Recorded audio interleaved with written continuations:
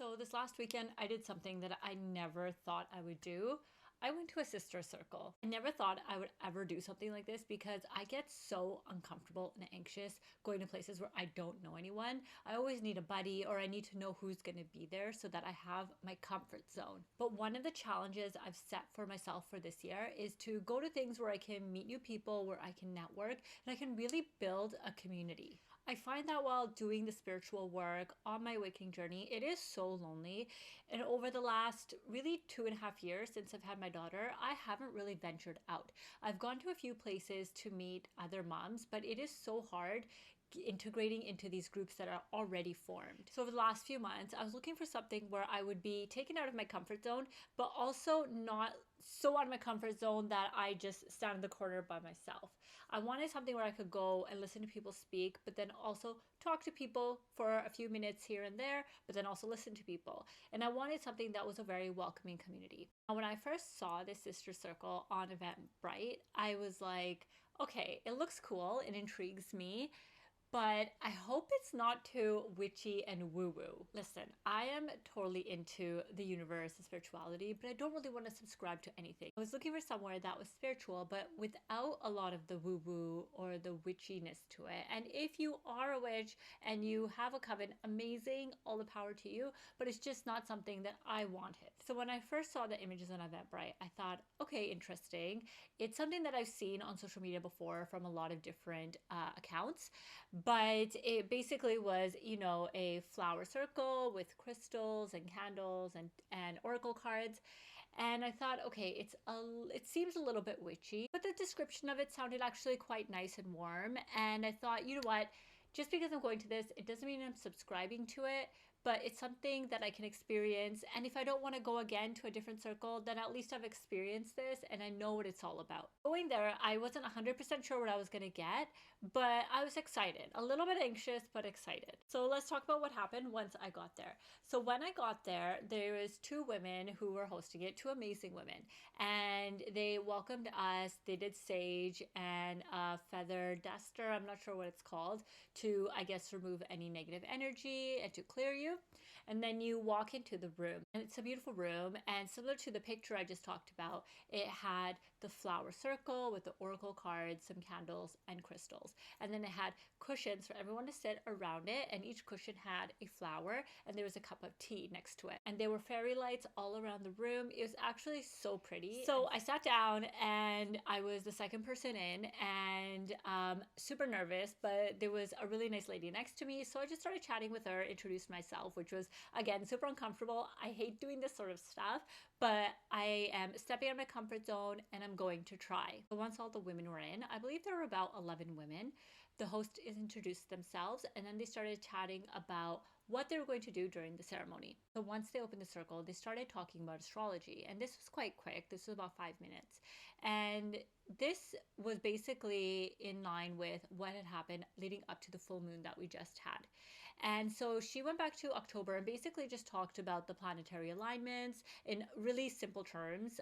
So it was really easy to understand. She talked about the retrograde, the eclipse, and how basically it was affecting us. She talked about the shadow self a bit, how it affected the shadow self, the inner self, and how the full moon is obviously a great time to let go of things. Because it was a few days after the full moon, what we were going to do is now let go of what we no longer wanted. Once we did that, everyone went around and talked about their intention for the evening. So why they were there and what they were hoping to release. Now, one thing I will say is that I felt so comfortable and accepted into this circle. And when I've entered rooms in the past where there's been a lot of women, I haven't always felt that way. Like I've usually felt quite judged and uncomfortable. But in this room, there was just such an open heart and there was so much love and empathy. And I could really, really feel it. So every woman there was talking from the heart. We all set our intentions. It just seemed so honest and so real and so raw.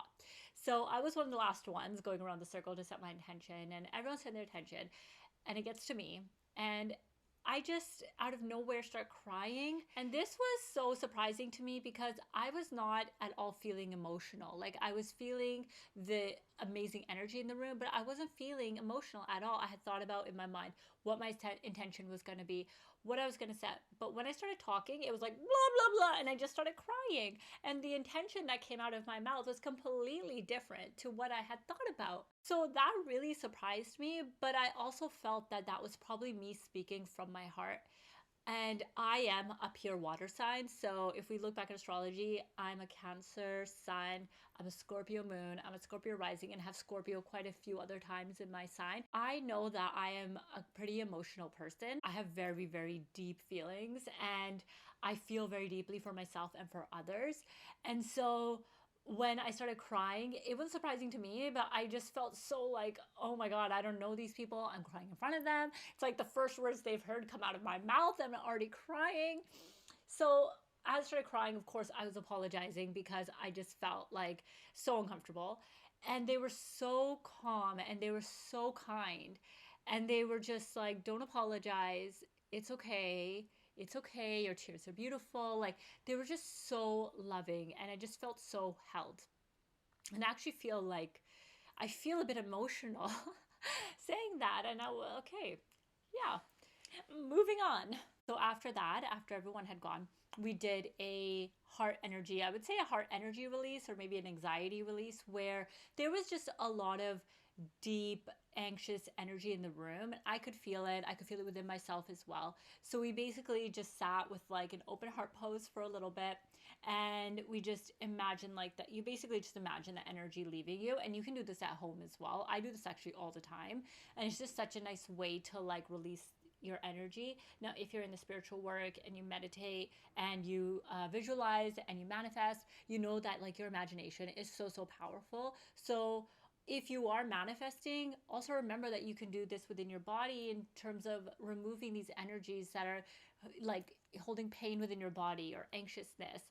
And it's a great embodiment exercise as well. So then there was a little bit of drumming and humming, which is actually quite nice. And then we did a journaling exercise, which was actually really beautiful. So in this journaling exercise, you could either free write whatever you wanted, or they had prompts for you. So I did both. I spent the first few minutes free writing, and then I did their prompts. And basically, you wanted to write about what you felt was holding you back, how you were feeling, and what you really wanted to release. So we did that for about, I would say about 15 minutes. We then went around the circle and everyone talked about what they wanted to release. And you said it in a way where you would say it with an open heart and you would say it out loud and you would really, really feel it. As we went around the circle, I could feel these women. There's so much beauty, but there's so much pain. And they were really releasing this pain as they were saying these things.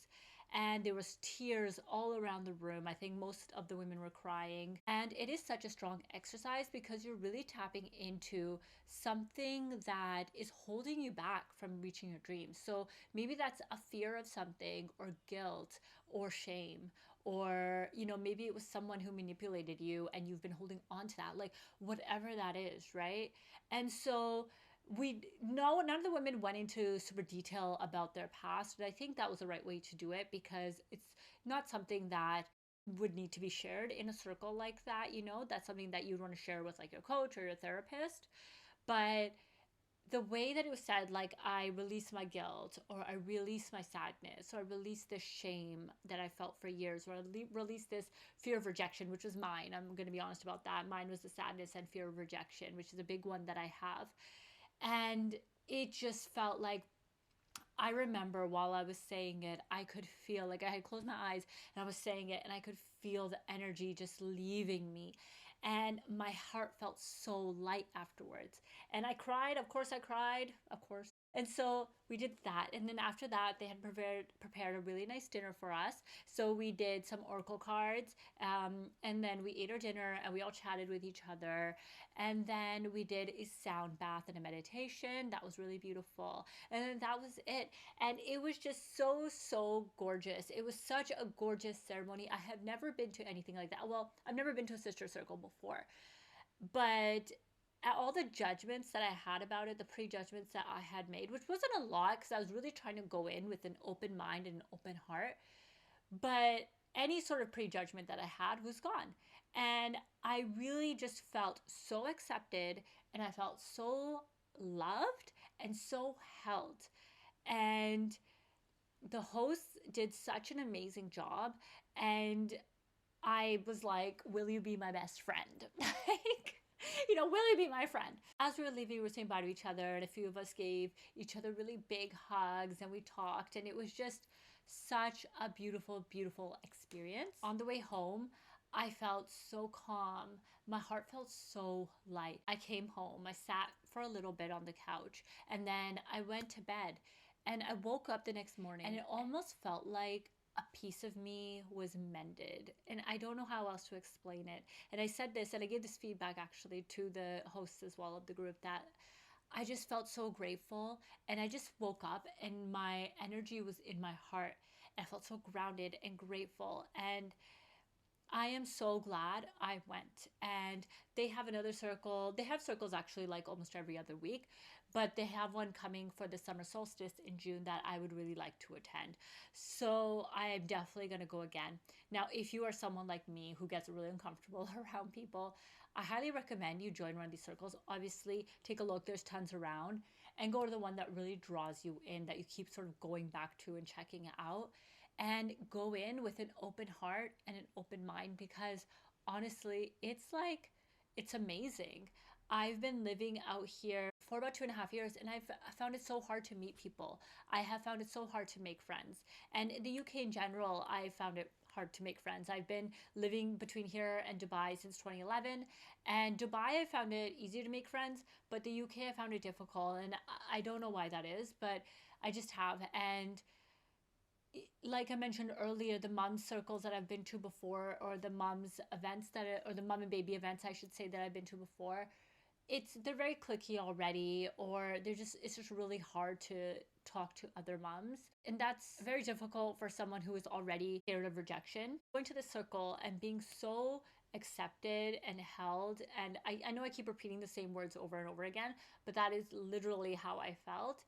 It just was such a beautiful, beautiful, beautiful experience. Now, it was not witchy and woo-woo at all, in my opinion. There was a few things here and there that I thought, okay, this is a little bit, but honestly, it wasn't enough for me to say, I don't want to go here again, you know?